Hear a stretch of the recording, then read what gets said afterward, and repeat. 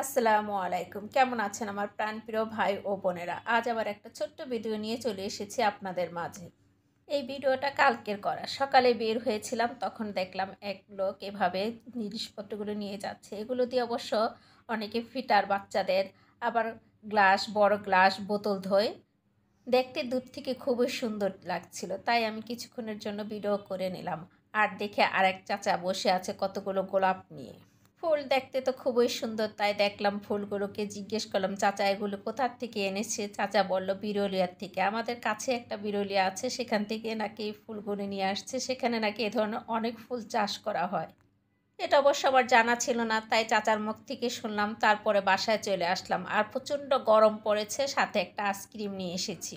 তারপরে সবাই মিলে ভাগযোগ করে খাচ্ছি আইসক্রিমটাকে। আর এই গরমের মধ্যে আইসক্রিম খেতে তো খুবই ভালো লাগে, আমার কাছেও ভালো লাগছে। বাহিরে অবশ্য আজ অনেক রোদ্র উঠেছে।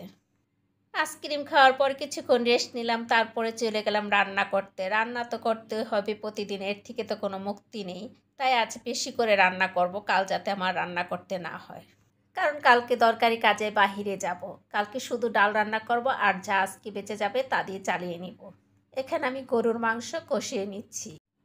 আর গরুর মাংস কীভাবে রান্না করতে হয় আমরা রাঁধুনিরা তা তো ভালো করেই জানি। আমি ঠিক সেভাবে সব ধরনের মশলা দিয়ে গরুর মাংসগুলোকে কষিয়ে নিচ্ছি। আর এখানে কোনো আলু দিব না, কারণ এখনকার আলুগুলো মিষ্টি মিষ্টি, খেতে ভালো লাগে না।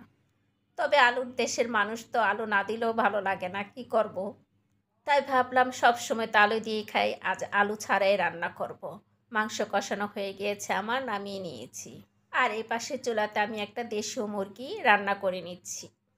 এটাও আমি ভুনা করব, কোনো ধরনের সবজি আমি ব্যবহার করব না মাংসের মধ্যে। আর মাংস তরকারি ছোট বড় সবারই কিন্তু খুব প্রিয়, আমারও প্রিয়, আমার বাচ্চাদের অনেক প্রিয়।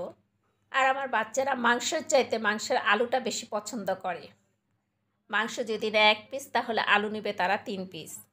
আর আজকে মাংসটা আলু দিই না, তারা খেতে বসে বলবে কেন আলু দিলাম না, কি হয়েছে, কারণটা কি, নানান প্রশ্ন জিজ্ঞেস করবে। যাই হোক, আলু খেতে মিষ্টি লাগে এই বলে বুঝিয়ে নিব। তারপরে মাংস যেহেতু আছে, সালাদ তো করতেই হবে, সেজন্য আমি এখানে শসা নিয়েছি, টমেটো নিয়েছি, কাঁচামরিচ নিয়েছি, কাঁচা পেঁয়াজ নিয়েছি, লবণ নিয়েছি, আর 1 পিস লেবু নিয়েছি। আর সালাদের মধ্যে বিট লবণটা দিবেন, দেখবেন খেতে খুবই ভালো লাগে। এবার আমি সবগুলো একসাথে ভালো করে মেখে নিচ্ছি।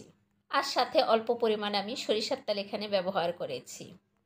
আর কিন্তু আমি পোলাও রান্না করেছিলাম, ওটা অবশ্য আপনাদেরকে দেখানো হয়নি। আর আপনাদের কাছে ছোট্ট একটা অনুরোধ, যদি আমার ভিডিওগুলো ভালো লাগে তাহলে লাইক, কমেন্ট, শেয়ার করতে ভুলবেন না। সব কিছু দিয়ে আমার সালাদটা মেখে নেওয়া হয়েছে। দেখেন সালাদটা দেখতে কত সুন্দর লাগছে না? খেতেও কিন্তু সালাদ অসম্ভব মজা, এবং শরীরের জন্য কিন্তু সালাদটা অনেক উপকারী এই গরমে। আল্লাহ হাফেজ, ভালো থেকেন আমার প্রাণপ্রিয় ভাই ও বোনেরা।